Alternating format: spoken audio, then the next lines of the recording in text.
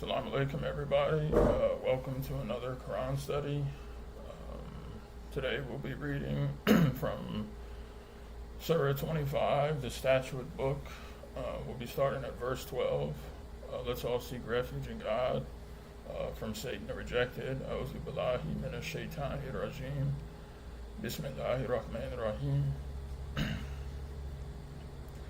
Retribution for the disbelievers. When it sees them from far away, they will hear its rage and fuming. And when they are thrown into it through a narrow place, all shackled, they will declare their remorse. You will not declare just a single remorse on that day. You will suffer through a great number of remorses. So God tells us about the hellfire and the retribution for the disbelievers, and we can see how severe it is, and it's only, we have allegorical examples in the Quran that gives us an idea, but really, it's so much worse and far worse than probably what even our wildest imaginations can even come up with. I mean, because we see here, hell is also referred to kind of in the Quran as I'm not going to say it's a living creature. Maybe we can, or it's a place, right? It's a place that's extremely far from God. It's in the 8th universe, but we have this verse where it's talking about hell. When hell sees them from far away, they will hear its rage and fuming. So the people will hear hell's rage and fuming, even from very far away, and they're going to be thrown into it through some type of narrow corridor or place. They're going to be shackled, and they're going to be filled with remorse. And this is going to be going through the minds of the disbelievers. This is the consequence for the disbelievers. And we also know from the Quran, it's all throughout the Quran, as we also see in verse 14, that they're not going to just declare one single remorse. They're going to have so many remorses, just a multitude of amount of remorses, that they're going to be extremely regretful. Really, almost every decision that they've made in life, every decision that they had a chance, or they were alive and breathing on this earth, that they could have worshipped God.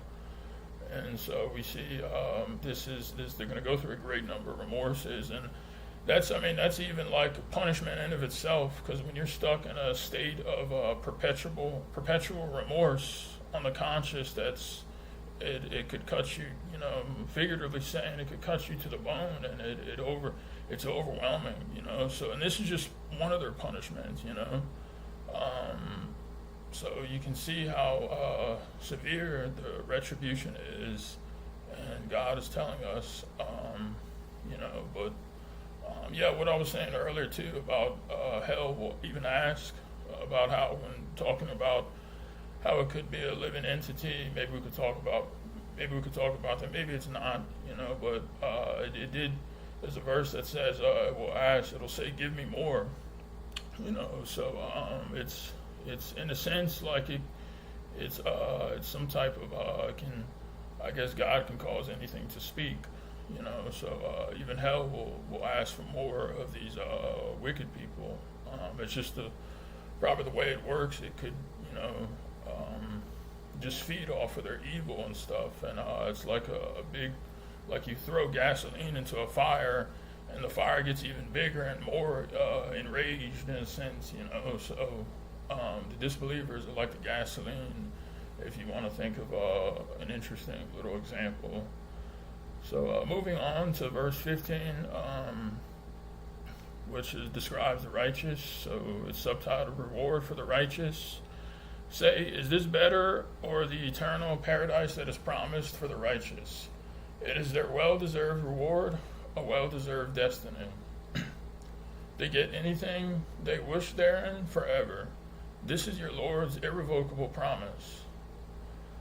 So it's asking us to even telling us, we could say this to the disbelievers or anybody, we could ask them about asked them about the eternal paradise that's promised for the righteous, and if you lead a righteous life and worship God alone, and this to talk about this is the destiny, and of course this is not why we're doing it. We do it, we worship God because we love Him, and we want to be redeemed, and we want to we're not doing it for rewards or any of that. That's just something that happens and comes as an effect of submitting to God. But we do it ultimately because God is our Lord, and we love Him, and that's we worship God because of these things. Not to get anything in return, because that's I don't that's not genuine. If you it's something to look forward to. Like, we can look forward to the rewards, but the primary motivation should be because we love God, especially we love God the most, more than anybody, more than our spouses, our children, money, or anything, even our own lives. Like, that's how the Quran talks about the believers are willing to kill and get killed in the cause of God. So we can see just how wonderful this destiny is, and you get anything you wish there and forever. And it says this is your Lord's irrevocable promise, and we know from the Quran that and from God, what God tells us, that God is just, and He always keeps His promises. So this is hope we can have, and this is something we can look forward to. As well as, also in the previous verses, we have on like two wings on the same bird, in a sense. You got the fear and the reverence aspect, and then you also have the hope and aspect. So this is a lot of the times, heaven and hell are mentioned together. Moving on to verse 17. On the day when He summons them together with the idols they had set up beside God, He will say, "Have you misled these servants of mine, or did they go astray on their own?" They will say, "Be you glorified. It was not right for us to set up any lords beside you, but you allowed them to enjoy together with their parents. Consequently, they disregarded the message and thus became wicked people." So even the idols, the idols will be asked, like, if did you tell these people to worship you? And the idols even themselves are reverence. These creatures that are idolized reverence God, and even as we have the how it's talking about here, that they say, "Be you glorified. It was not right for us to set up any Lord beside you. But you allow them to enjoy together with their parents." So we can see the consequences of these people. And even Muhammad, Jesus, Moses, whoever, the saints, the prophets, Mary, they're all going to be, summoned together with these people that worship these idols that have no power. They're just human beings, right? And so they're going to be testifying against this. And this is, God already knows the answers to these questions, but this stuff has, it's going to be said on the day of judgment. So, the idolaters will be shown the evils of their works. They'll be shown the evil works that they've done. And so and we can also see from verse 18, how they we can see the mentioning of the parents here. So it's even the messenger talked about, and all this is from the Quran, and he had talked about, because it's in the Quran, about how the majority of people who end up in hell are there literally because they followed each other. They followed their parents, right? They couldn't break away from their factions in these religious groups, or be willing to be ostracized or looked at or even mocked, or behind closed doors or openly, because it happens regardless. And so, or ridiculed or made fun of or called, like, astray. But they'd rather, choose these human people, their parents, as their gods, their friends, their congregations, their people, and they would rather choose that over the truth, because it's just when it comes down to it, it's ego. As the messenger said, how will these people think? Well, how will I face my friends? It's like what's wrong with worshiping God alone? But these people think to themselves, well, how will I face my friends and all the people, my family, when they disown their idols? So they aren't willing to do that, and it's very unfortunate. So we can see they disregard the message, and they become wicked. 19, they have disbelieved in the message you have given them, and consequently, you can neither protect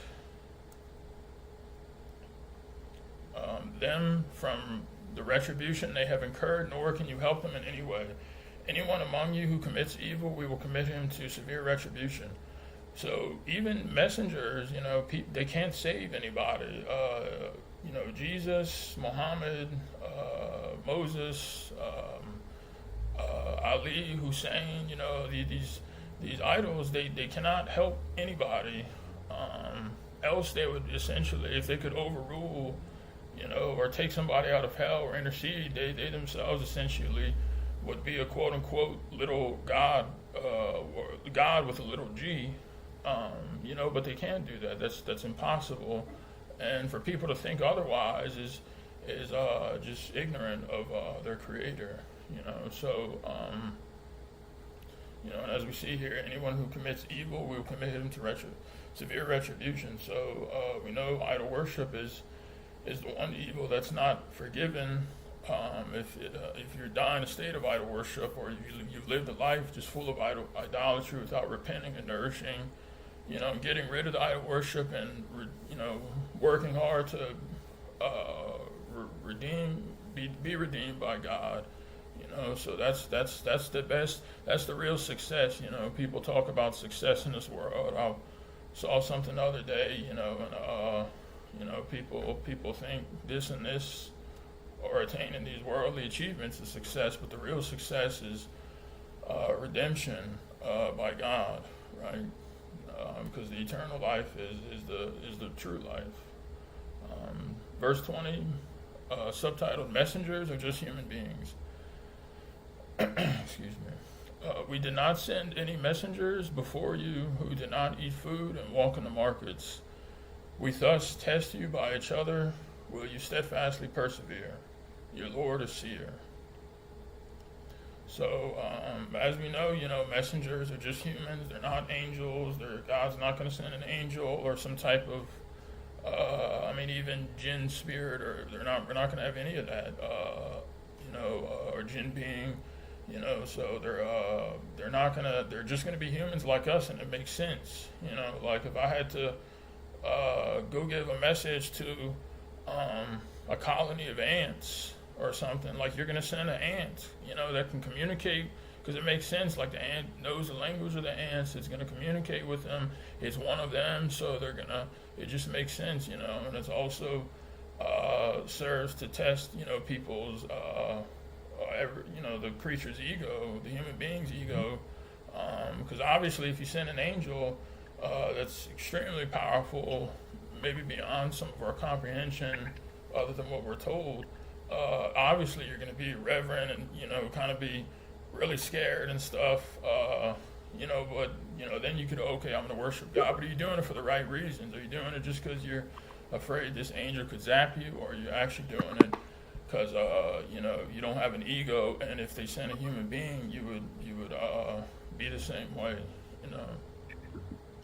Those who did not expect to meet us said, "If only the angels could come down to us, or we could see our Lord, we would then believe." Indeed, they have committed a gross arrogance and have produced a gross blasphemy. I hear someone's mic. I think someone's mic is on. Verse 21 is, kind of like what I was just saying. It's talking about how the angels, they claim if angels were sent, then they would believe. But it's just it's arrogance on their part that they wouldn't accept a human being.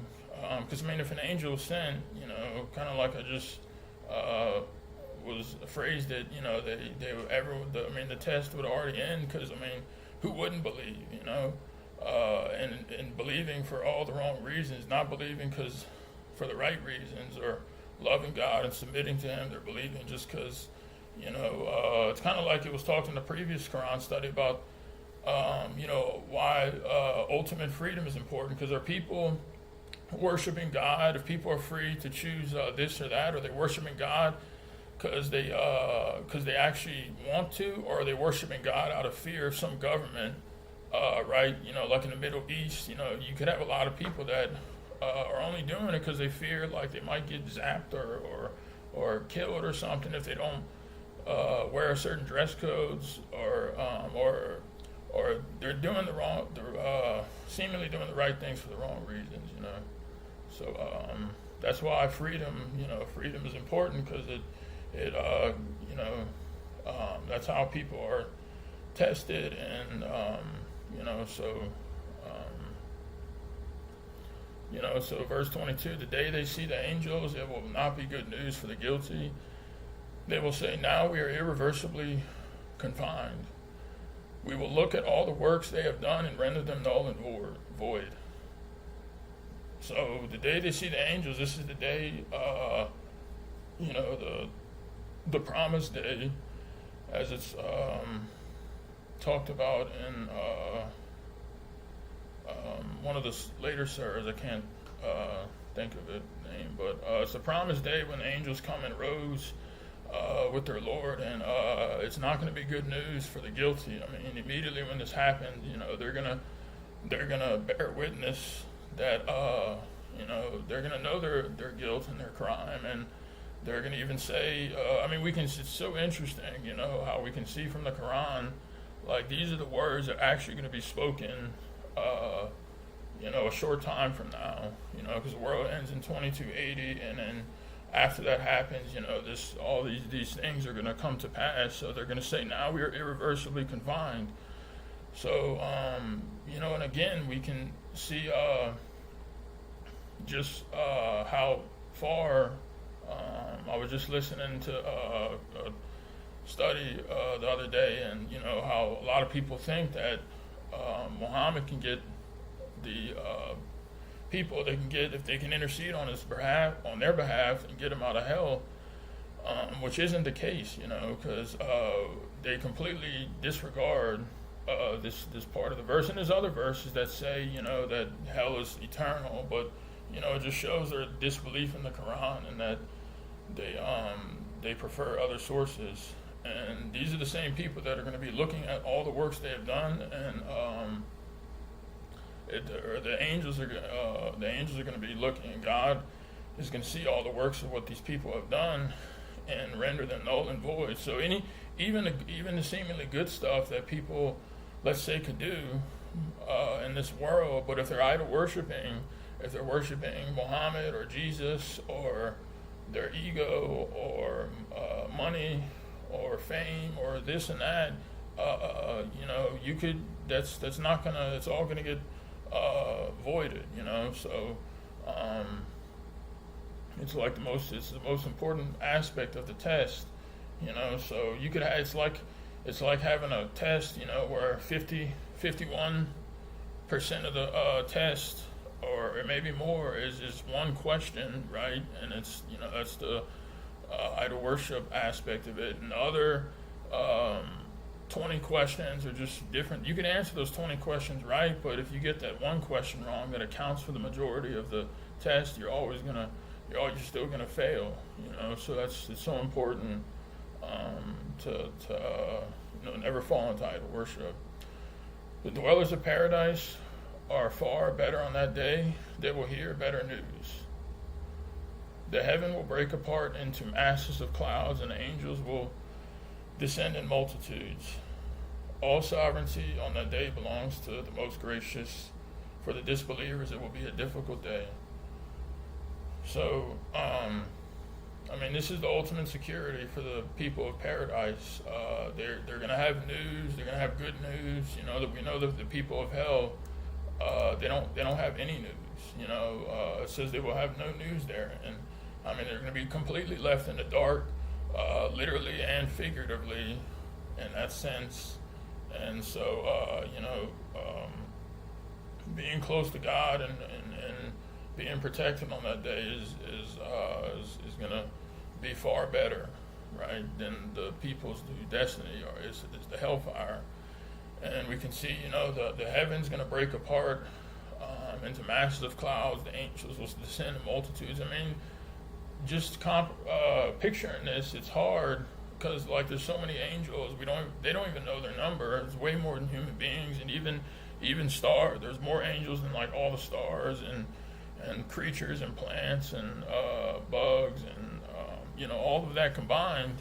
And but all of this is going to happen, and anything is easy for God to do. So all of this, when we leave this world, this is going to be witnessed, and we can see, this is going to be an extremely difficult day. And it's not just, like a difficult day that ends, because you could have a difficult day in this world, and you could always, go to sleep that night in hopes of waking up the next day, or you have all type of hope that tomorrow is going to be easier. You can make some changes or something. But as we see, that day is going to be, they're going to be stuck, they're going to be stuck in that perpetual state of, just agony and misery and being overwhelmed and remorseful. So it's going to be an extremely difficult day, and it's not going to end, So that's, thank God for, these verses, because these are, the reminder benefits, and it's all. I mean, every verse of this Quran is helpful. 27. God's messenger of the covenant. The day will come when the transgressor will bite his hands in anguish and say, "Alas, I wish I had followed the path with the messenger. Alas, alas, woe to me! I wish I did not take that person as a friend. He has led me away from the message after it came to me. Indeed, the devil lets down his human victims." So, we can see that this is titled, I think there's a footnote to this verse, but we can see that it's titled God's Messenger of the Covenant. And let's see, that's verse 27. So we'll go ahead and let me read verse 32. The messenger said, "My Lord, my people have deserted this Quran." Okay, so reading now. This verse refers also to God's messenger of the covenant, whose name is mathematically coded in the Quran as Rashad Khalifa. If you write down the geometrical value of Rashad, 505, followed by the geometrical value of Khalifa, 725, followed by the surah number 25, followed by verses 27, 28, 29, and 30. The final number, which is a very long number, subhanAllah, I'm not going to say is a multiple of 19. See appendices 2 and 26 for details. The Prophet Muhammad will also make such a statement as in 25:30 on the Day of Judgment. Yeah, so verse 30, both the Messenger of the Covenant and Muhammad, are gonna make this statement, because even at the time of Muhammad's death, the division happened. Satan, got to work and didn't miss a beat in trying to mislead people. And we didn't have the true Quran until the Messenger of the Covenant, hundreds and hundreds of years later. It was so all those people back then that sided with the disbelievers and deviating from the Quran, they're gonna bite their hands in anguish. I mean, people that they sided with or they compromised with in this world, they're gonna be wishing they never took this person as a friend, and I mean, even for us, it's I mean, each one of us could maybe even have a few people in mind, maybe before we were submitters or something. Um, there's people that were around us or friends or anybody that obviously, were not good for us, and Satan tries to get these people to influence us, right? And especially at work, even harder when we come to submission and we're trying to do the right thing and we following the right path. And so he's going to work even harder. But this verse always meant a lot to me, because this is something that, as we kind of read earlier about the social pressure and peer pressure, and just it's such a cheap trade, holding these friends who could either be disbelievers or idolaters, and thus they divert somebody away from God. And so these are the words that are going to be spoken.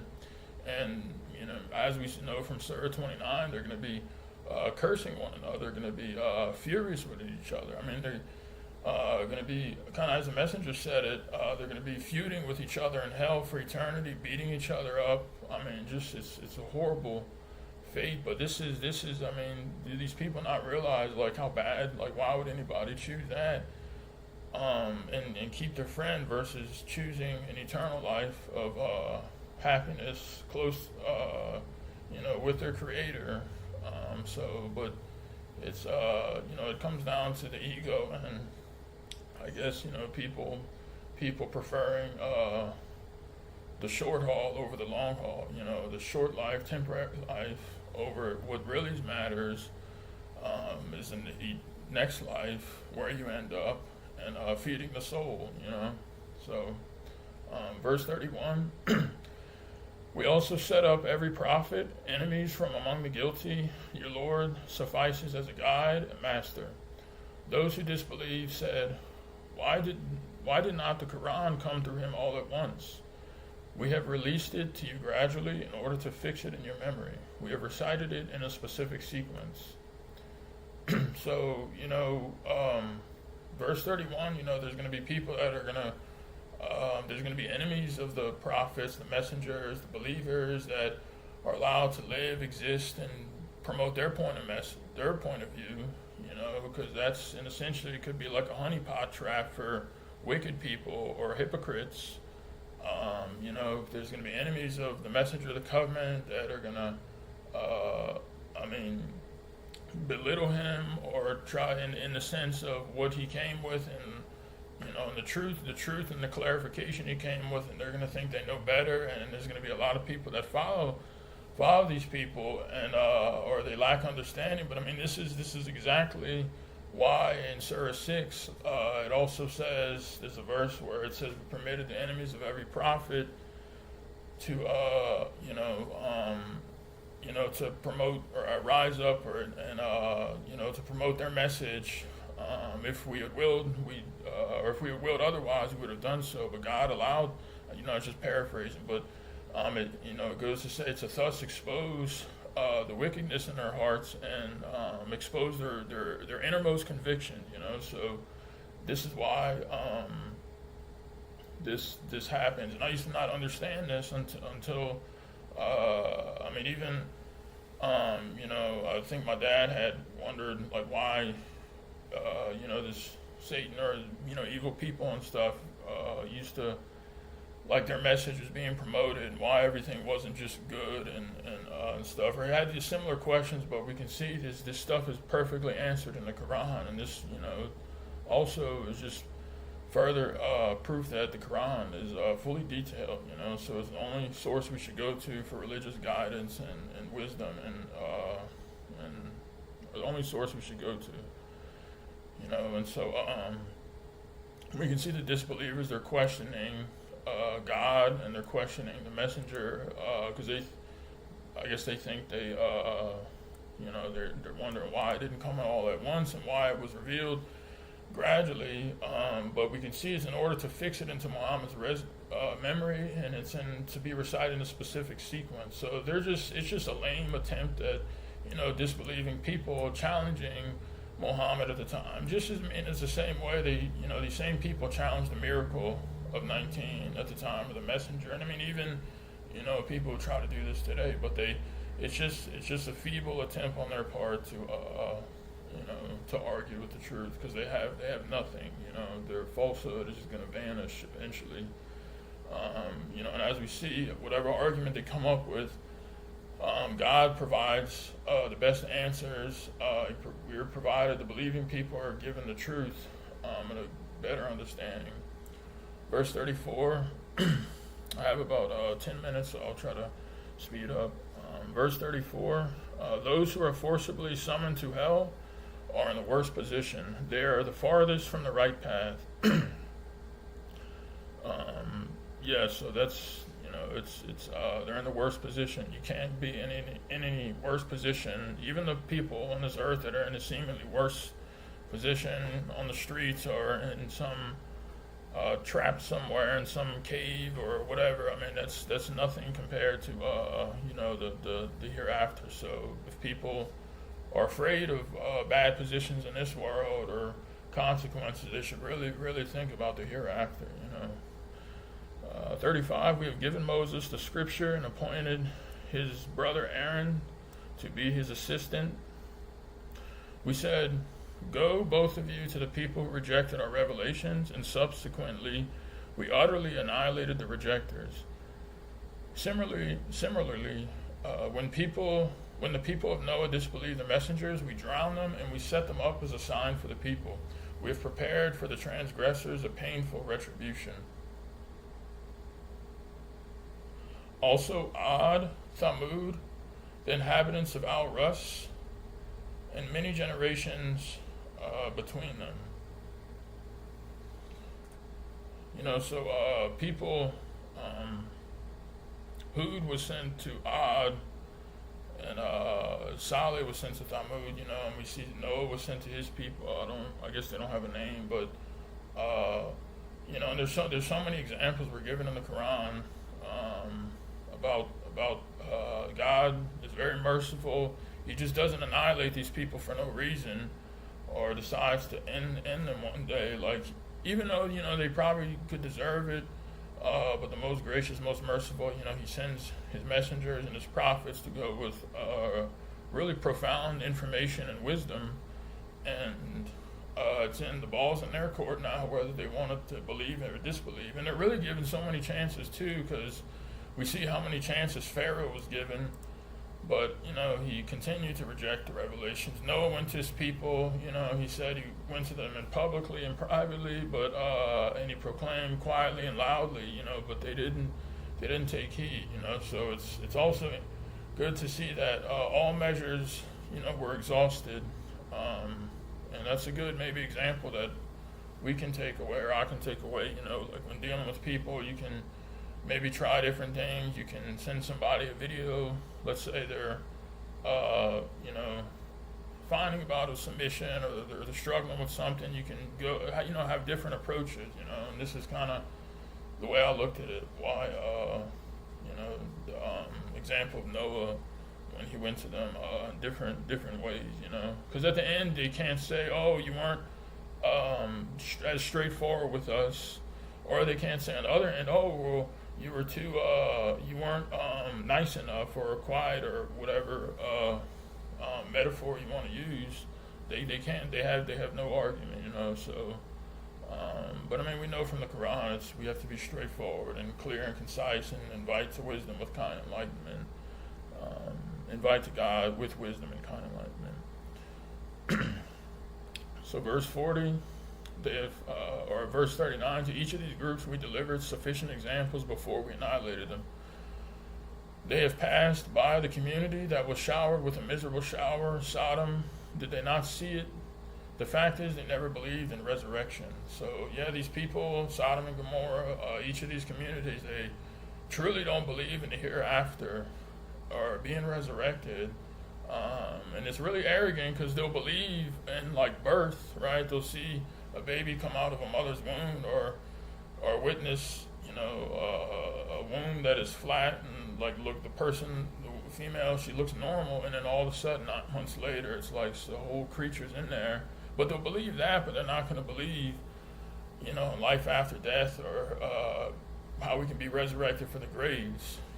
So to believe in birth or something, but because they bear witness to these things, but it's really just arrogance on their parts. And so, God gives them so many chances, so when they end up in hell, as we know, they can't say they didn't get enough chances, they didn't get any examples. God gives them all types of examples, but they continue in their arrogance, So it doesn't pay to be arrogant at all. Messengers ridiculed. Excuse me. When they saw you, they always ridiculed you. Is this the one chosen by God to be a messenger? He almost diverted us from our gods. If it were not that we steadfastly persevered with them, he almost diverted us from our gods. If it were not that we had steadfastly persevered with them, they will certainly find out when they see the retribution who are the real strayers from the path. So, this is always going to happen to messengers. We have the precedents from the Quran that the messengers were ridiculed, mocked, but all of it comes to an end. It's only temporary. It even happens to believers, but it could be much tougher for messengers, because they're more with their communities. They're the main focal point, because they come with truth that disturbs the idol worshippers' way of living and their diseased habits of worshiping and doing all types of evil things. So obviously they're gonna not like that, and they're gonna ridicule and try to discredit the message. And we can see that happen when with every messenger, even the messenger of the covenant. But this is written down to credit from him. And as we know from the Quran, the messengers, as is written of prophets and messengers, they possess great strength and patience. And we can see how in our generation, our messenger, he exhibited all of this, and very honorable traits. And they're going to see, they're going to find out, kind of like what I was saying, like everything's temporary, so just enduring through the ridicule and mocking, keeping that in mind, because just like Noah, when he told his people, we are laughing at you while you were laughing at us, because they know Noah and the believers know that the day is coming, like when all of this is going to come forth, and they're going to see who the real strayers are from the path, because they think the messengers are astray, but it's really them. So last verse, the ego as a god. Have you seen the one whose God is his own ego? Will you be his advocate? So this is really important. This is the first commandment. As we know from the Quran in Surah 2, it says you shall kill your ego, because if you kill your ego, it can't be your God. So and we can see if somebody or that's worshiping their ego, or these preachers or these imams or these people that suddenly have a voice with a group of people, and obviously they're worshiping their ego. If they're worshiping idols, they're worshiping their ego, or they care about what their congregation thinks. You don't want to be his advocate. You don't want to back him, right? You shouldn't back even any hypocrites, or any of these evil people, because obviously hypocrite worships their ego. They worship their opinion. As they were around at the time of the messenger, too. They thought they knew better. So but the believers now, or submitters, not gonna back up these type of people, any people. So that's why it's saying, don't be his will you be his advocate? It's asking a rhetorical or a question, like making distinct. You only advocate for the truth and people speaking the truth. And so, I guess with that, I'll go ahead and end this part of the teaching session. If there's any comments and questions, please feel free.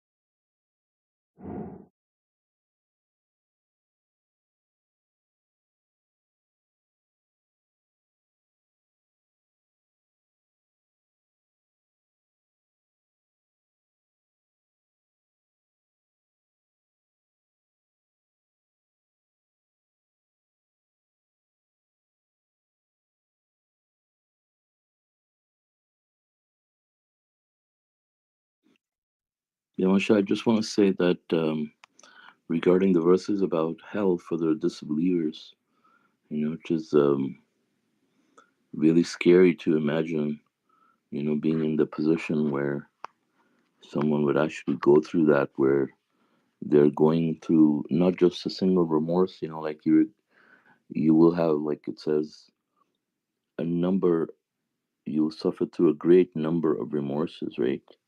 So, just the idea alone of a being in a torment where it's never going to end, it's something hard to imagine, but God is already telling us, how that feeling is going to be like. The feeling alone, just imagine, like, somebody had the punishment of just being incarcerated, in one place, let's say for eternity. That alone would be enough, but then on top of that, you have so many other things, right, where there's no hope at all for eternity for someone, and then having that remorse for doing something. Imagine someone commits a crime in this world and they're incarcerated for a couple of years, and how they would really feel like if they were a normal person. Well, let's say, somewhat normal person, right? And just being in the position where you end up in hell, and then knowing that you can never exit alone, and then having to go through, like, everything that God has mentioned allegorically in the Quran, just beyond imagination,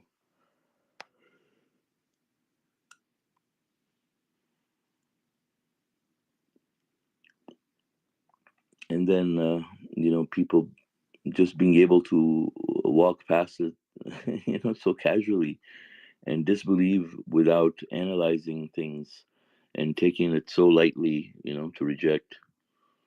It's just really crazy.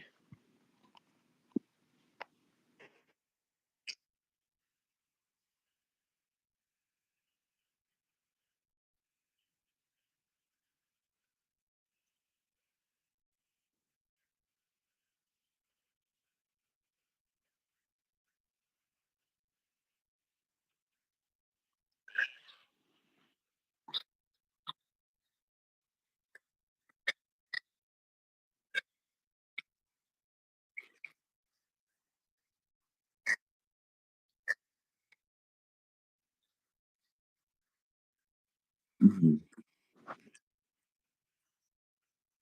Hmm.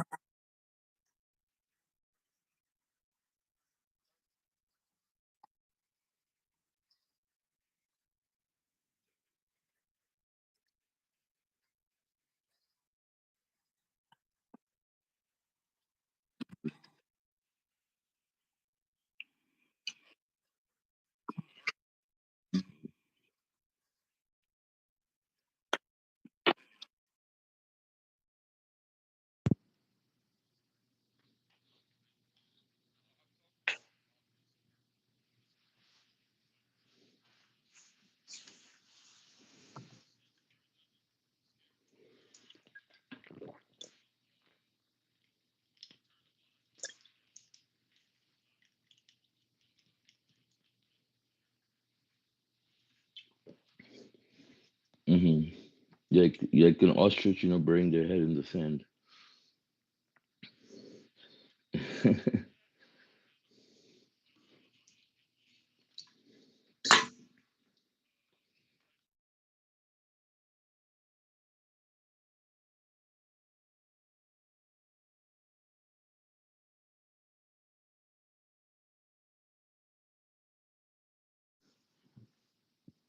Hmm. Yeah. Hmm. Yeah. Yeah. That's why, God also shows us the alternative. There is an alternative, and how amazing that is. And God, every time, Quran talks about hell, it also talks about heaven. It also talks about paradise and reward for the righteous.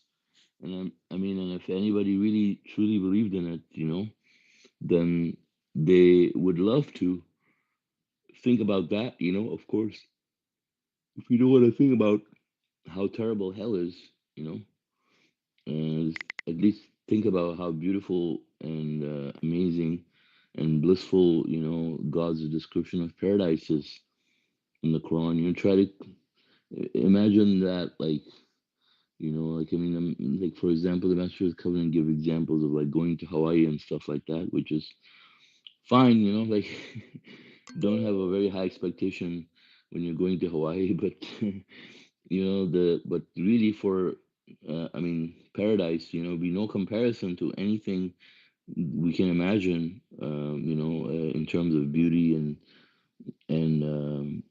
relaxation and happiness, that God says that awaits the believers, you know. So people are stuck in this life in misery and troubles, and I mean, if they would truly believe in the hereafter, they would want to get out of the misery and the trouble, right? They want to be in God's kingdom where they can be happy, where there is a life that God promises, where there's no problems of any kind, right? Starting from this world, right? So people, like the type of personality you're talking about, should pay attention to the fact that God is inviting people to, a life that is full of happiness. Why don't you? Okay, if you're too scared to think about think about hell, think about paradise, and think about getting out of the mess you have been put in by Satan. Obviously Satan cannot keep his constituents happy, right? And so we should want to look at the other alternative.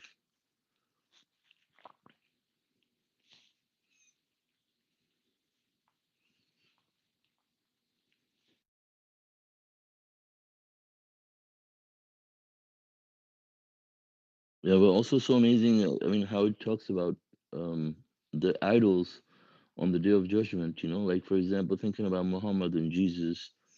You know, uh, it says, God will ask them about the idols also. Have you misled these servants of mine, or did they go astray on their own? And the idols will respond, that uh, it was not right for us to set up any idols uh, beside you, but you allowed them to enjoy to get. But these are also people that are in hell. Uh, either it was not right for us or it was not right of us. I guess same thing. There'll be some people, who are also confessing, but then, obviously, this is a consequence of idol worship, right?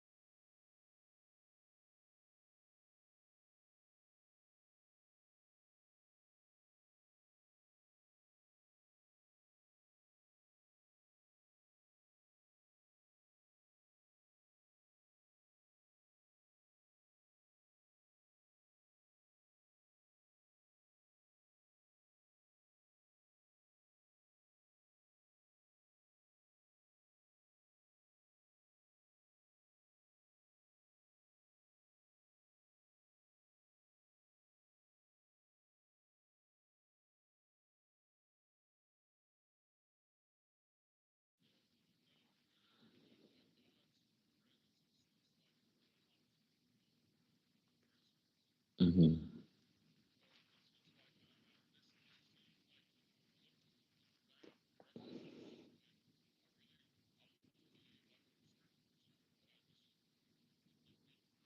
Mhm. Mhm.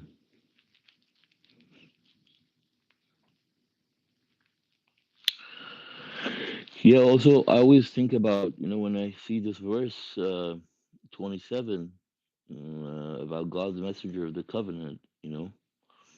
When it says, Allah, the transgressors will bite his hands in anguish, will bite his hands in anguish, and say, Alas, I wish I had followed the path with the messenger. And I always think about people like, who pick and choose what they want to follow regarding the messenger of the covenant. Like people will say that they accept the messenger but they don't want to follow his path. They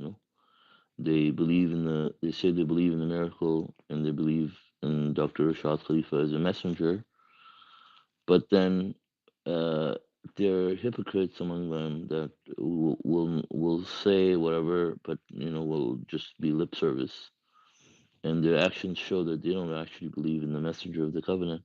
And it just always reminds me of those people, but obviously it covers all of them, right?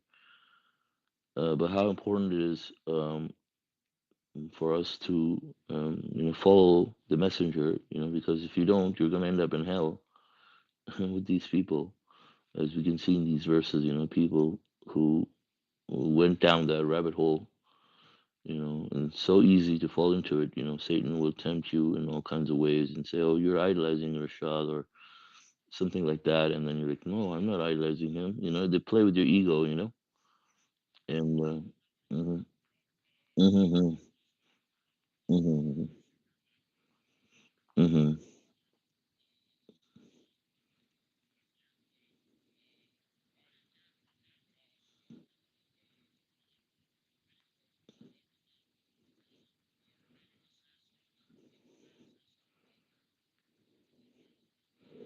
mhm,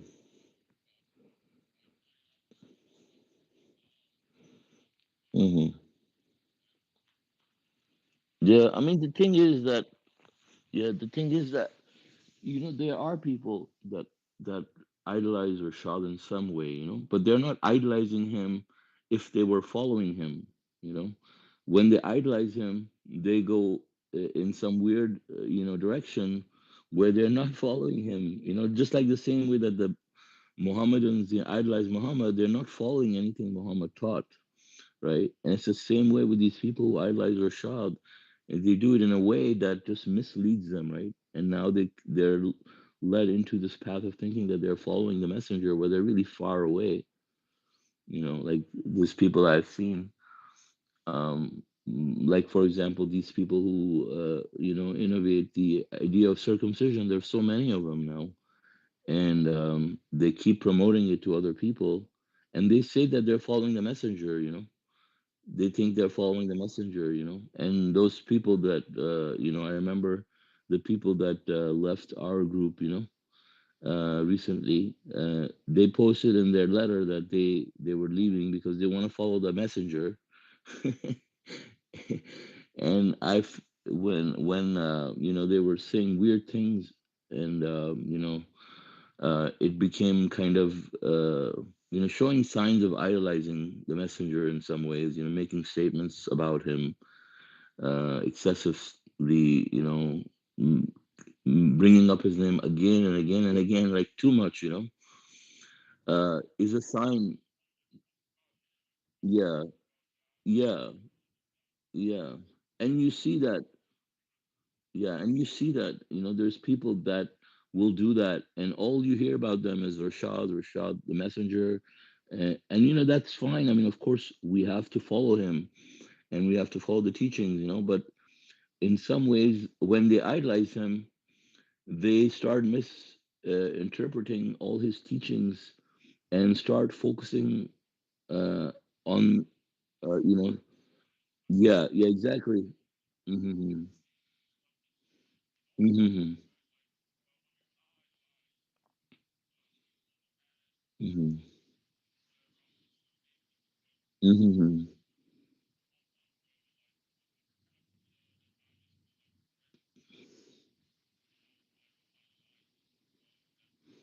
Mm-hmm. Yeah. Yeah, like for example, there was this like one incident, for example, where they were the messenger of the covenant. This was in the masjid, and they were overcrowded, and they didn't have enough room to pray unless they kind of shifted their direction a little bit, to squeeze themselves. They could all fit in and they pray. And then these people who idolize the messenger say, no, the messenger of the covenant did not pray in the right direction of the Qibla, and so we can do the same thing, and they have a big mosque, a very big mosque, where they can easily change the direction, and they use that one exception to make it a norm for them to not even pray in the right direction, even though the Quran repeatedly says that you have to pray in the direction of Mecca, right? Yeah, in some weird, weird fashion, right? Yeah. And then when you ask them, they think they're obeying the messenger because, oh, the messenger did this. And like, I remember, like, when I was speaking to my daughter about this one time about circumcision, she's like, yeah, you're not following the messenger. So you're going against the messenger. I'm like, what did the messenger even say about circumcision, And then they just start blabbering,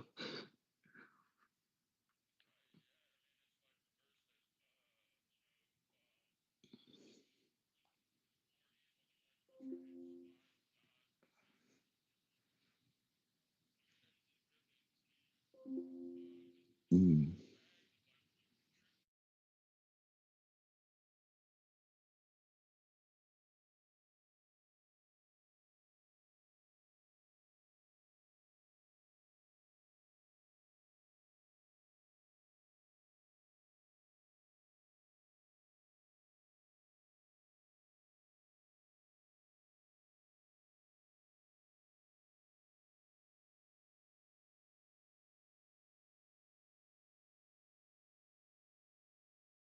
Mm.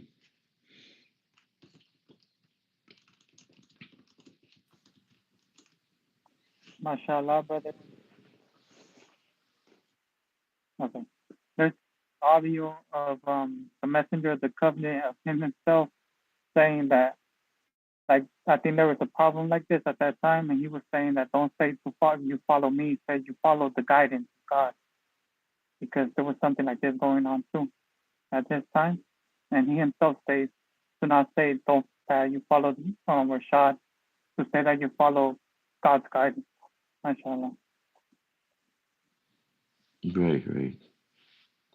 Yeah, I mean, we have to remember, keeping our focus, obviously, because the thing is, well, Satan will push people to the extremes, both extremes. But the thing is that eventually the people that are being described here, whether they idolize him or not, right? They're the people who didn't follow the path with the messenger, right? So obviously, God says, if you love me, obey the messenger, follow the messenger, and really follow. But following the messenger is really following the guidance that he came with, right? And with the wisdom that God gave to him. And if you follow it, you'll be guided, But if you start extrapolating things out of it, you know, like reading into things, and making your own things out of it, then you're following in that path, right? Where you have idolized him in some way where now it's important for you to extrapolate things out of what he's saying, even though there's verses in the Quran that are telling you um, straightforward commandments. Like, for example, we have straightforward commandments in the Quran about like these things, right? About the Qibla, no circumcision is mentioned in the Quran. So that's clear. All these things are very, very clear mentioned, but they have to go deep, deep into like everything that they can find or anything they can find from Rashad, or some hint of something like for example, they say, well, Rashad mentioned Rabbi Judah, and we found a book by Rabbi Judah where he mentioned circumcision.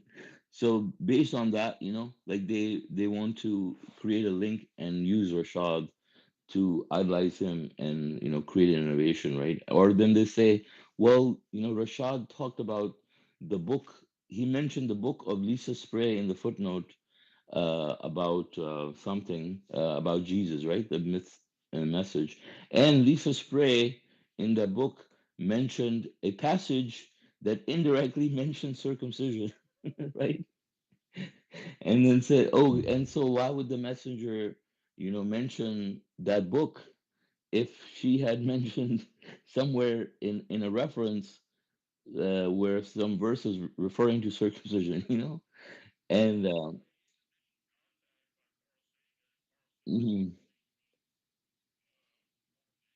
mhm, right.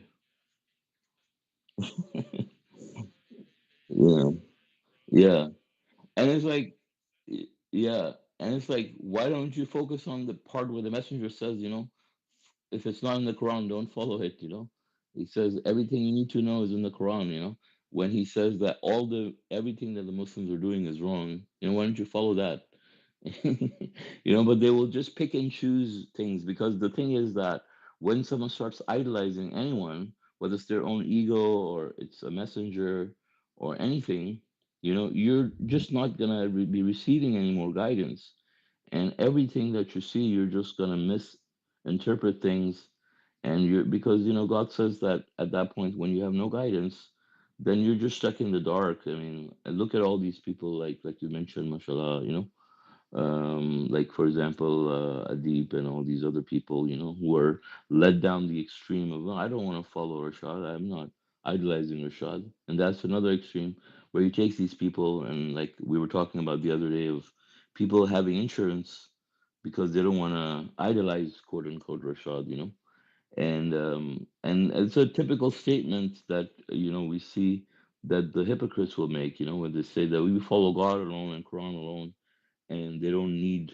quote unquote need the messenger. Yeah.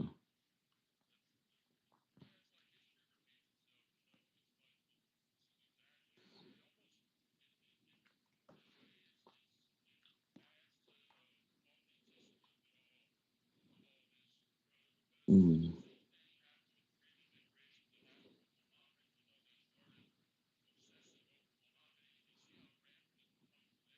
Mm-hmm. Mm-hmm. Mm-hmm.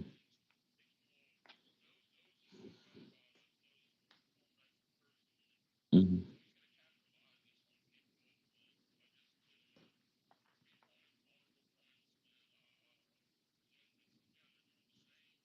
Mm-hmm.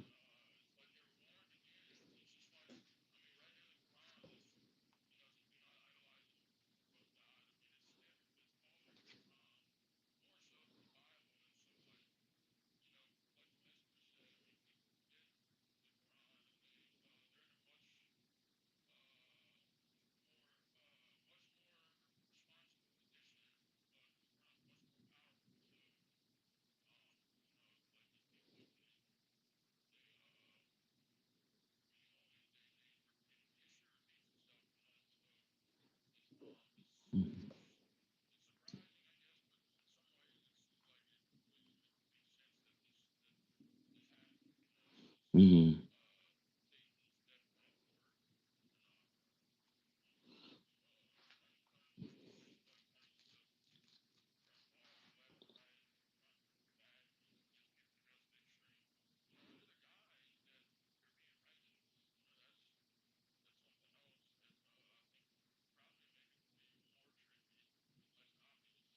Mm-hmm.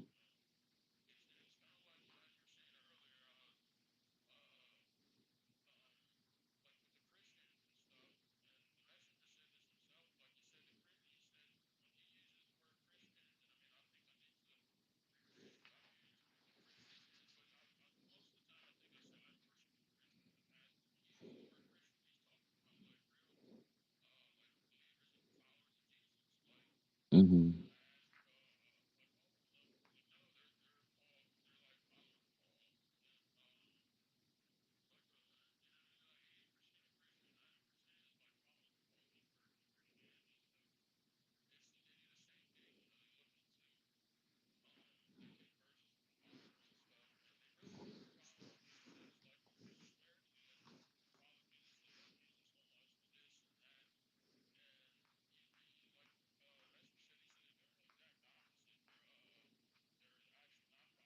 Mm-hmm.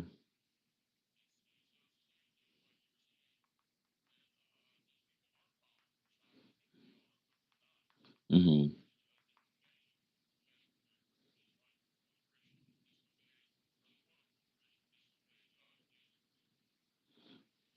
Mm-hmm.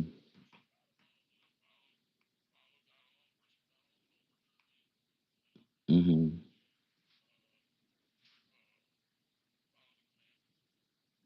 Mm-hmm. Yeah.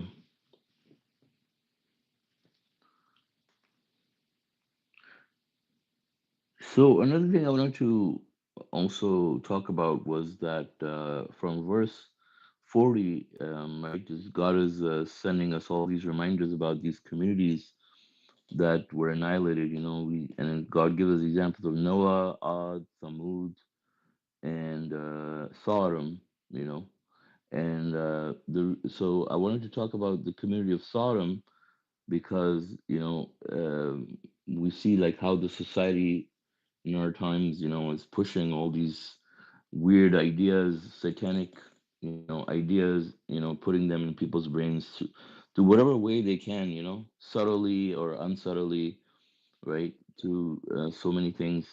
And now, this is the month of June, right? And so they started out with the day of homosexuality where they celebrated it first, and it used to be just one day first, and now it became that day became an entire month.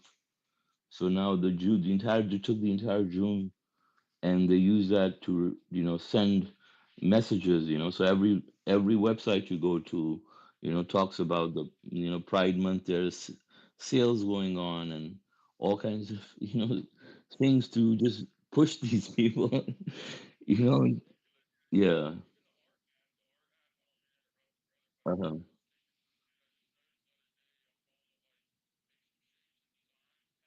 Hmm. Hmm. Hmm. Hmm. Yeah. Hmm. Yeah, I mean, and it just keeps regressively getting worse and worse, right? As time goes on, you can see it's becoming more and more crazy, and now it's come to the point where they're teaching it to the little children in schools, reading them books and so much, like Satan's really, really trying to incorporate that into people's minds and desensitize them from a very young age, to Mhm, mhm, yeah.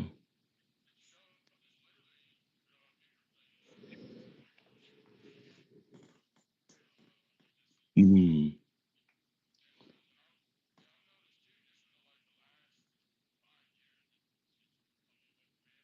mhm,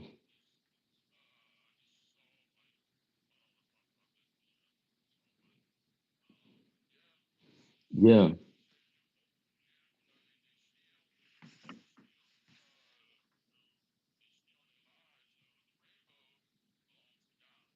Mhm,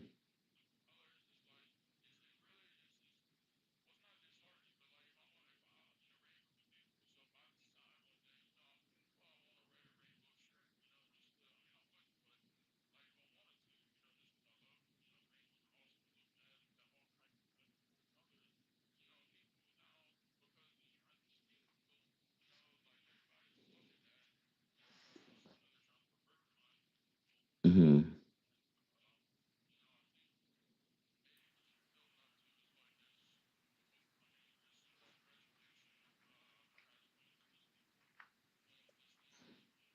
mhm, Yeah, but we're just gonna speak on that too, like just how disgusting that is.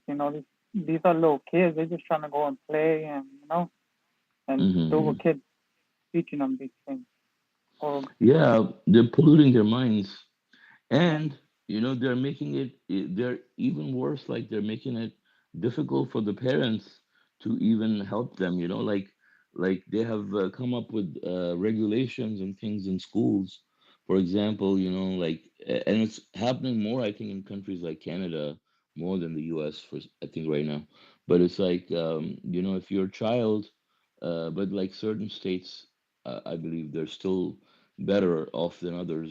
Like in terms of laws, like in California, if a child has identity issues, like they want to be a girl or something, it's it's like I think the parent can still help them, and they will still be informed by the school if they want to do counseling to encourage them, in that process, right? But like in other states, if the child wants to become, let's say, some other sex, right, and they think they're male or they're female or not, like they have laws where they will not tell the parent, you know, about this. Uh, And yeah, and then if you try to talk them out of it, like I think even that is they have rules against it, like make it really, really difficult. Yeah.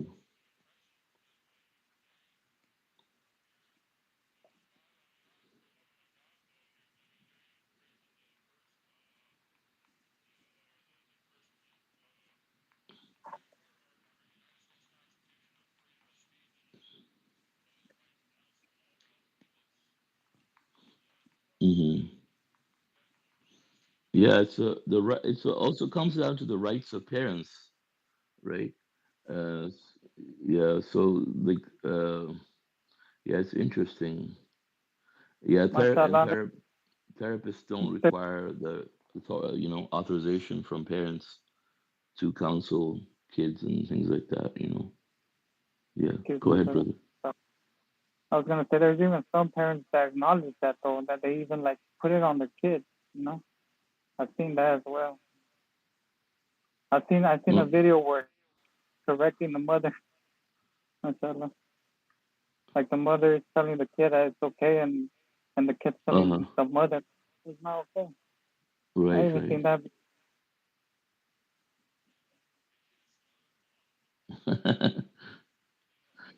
Uh,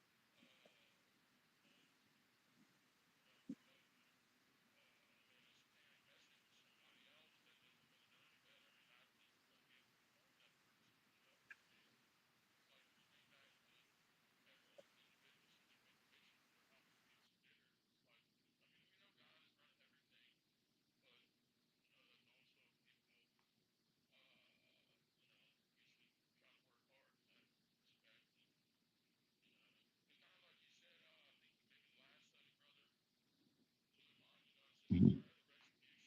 Hmm.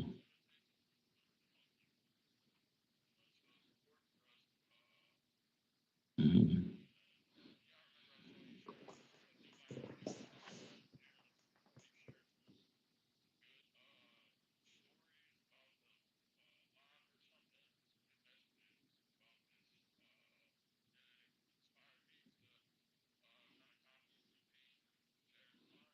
Hmm. Right, right, right, right. Yeah, mashallah. Hmm. Yeah, and it makes people scared now in today's society to even speak up, right? Yeah, yeah, yeah. I mean, people can lose jobs even like if in some occasions and stuff. I mean, I remember one time, like on submission website, right? I used to get this. I used to be in this program that will allow me a lot of free advertising, every month for submission, right, on Google. On Google, it would show up on the first page, like when searching for Islam and stuff, and I would get $10,000 worth of advertising for free every month. Lot, it's a lot. And then I had it for like 2 years maybe, and then one day I decided to, advertise in one of the pages about homosexuality being condemned. And I posted, and when I posted that article, and then they took that whole thing away.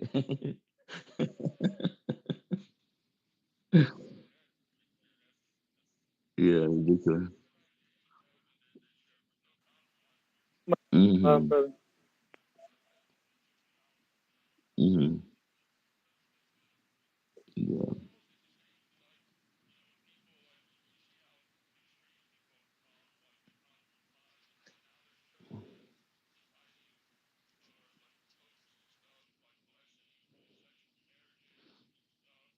Mm-hmm.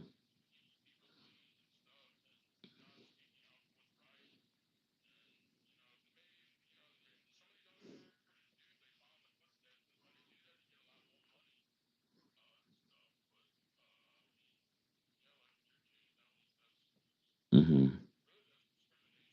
Yeah.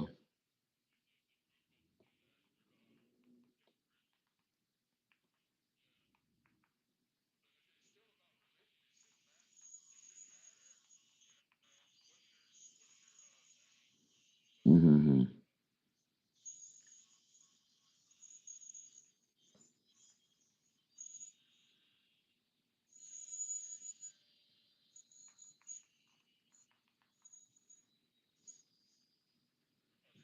Mm-hmm.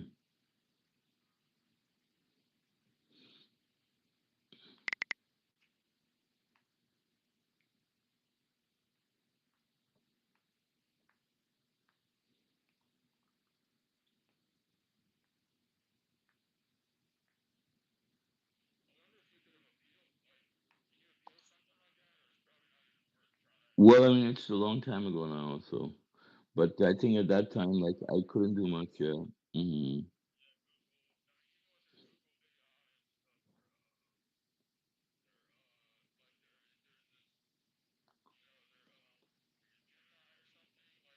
Mm-hmm.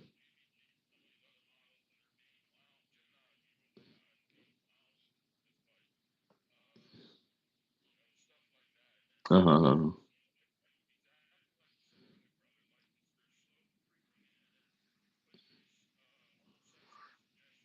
Mm-hmm.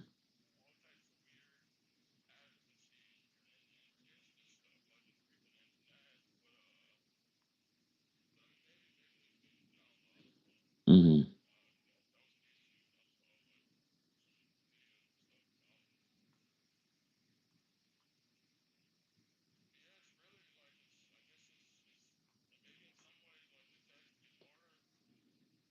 Mm-hmm.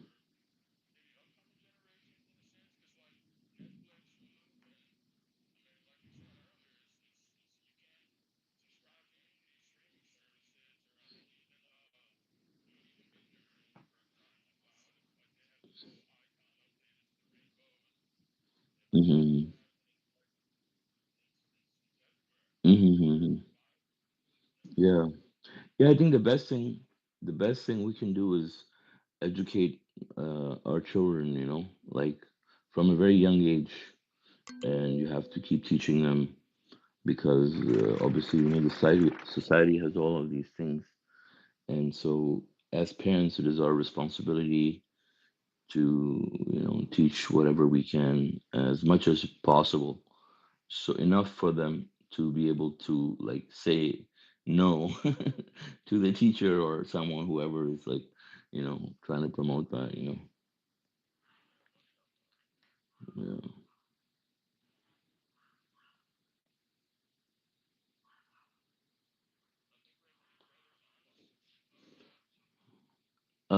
I think it's been here for a while, but yeah, just yeah. Yeah, so I don't know if it's a brother or sister actually. Yes. Actually, yes. Okay. Uh, Yeah, Masha, good to hear your voice, brother. yeah. So, yeah, so I guess if there are any, brother, yeah, brother, would you like to maybe introduce yourself, self Uh, to others? Yes. Actually, I've been here before, but back here after a long time because I'm from Maldives, so this is a Sunni Muslim Right. community. Yeah, yeah, you're Yeah. right. I think you So told me last time. And yeah, yeah, last time I think I told you Suleiman, right? yes, yes, yeah. Yeah. Yeah, I remember.